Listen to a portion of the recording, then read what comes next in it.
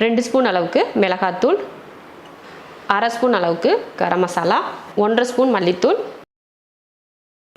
மஞ்சத்தூள் 1/4 spoon, 2 spoon அளவுக்கு பச்சரிசி மாவு, 3 ஸ்பூன் கார்ன்ஃப்ளவர்,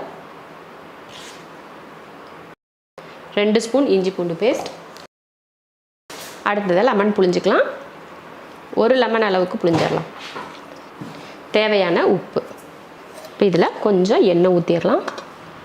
இது போல் எண்ணெய் ஊற்றி நீங்கள் இந்த மசால் கலக்கிறப்போ அந்த மசால் உதிராமல் வரும் உங்களுக்கு.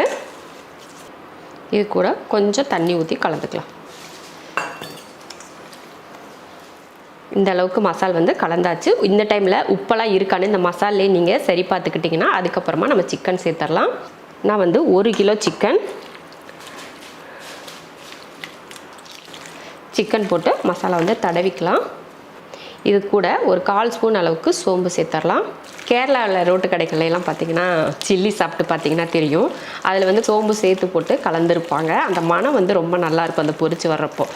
அவ்வளோதான், சிக்கனுக்கு மசால் தடவி வச்சாச்சு. ஊறட்டும், அதுக்கப்புறம் எடுத்து பொரிச்சிடலாம்.